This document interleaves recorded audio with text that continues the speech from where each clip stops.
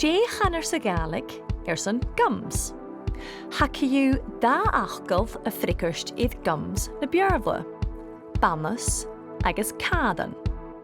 Clúine Bannas an luas, ans na hirich, an na dhiste tua, san an sciahanach agus an raarsad, Bannas.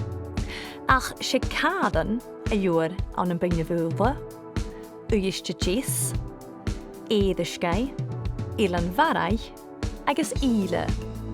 Cleachdadh. Gyda sé Bannas a bhís achge ans na hirich, ha na hirich iolbach ar an achgalh cleachdadh. Ach sé uachgar nio carabat a bheol a ha cialbach a gaibsan. Agus chanelan sin ach belwasad gen bhiarst as Dualchainntean a dúir sa Gaelic.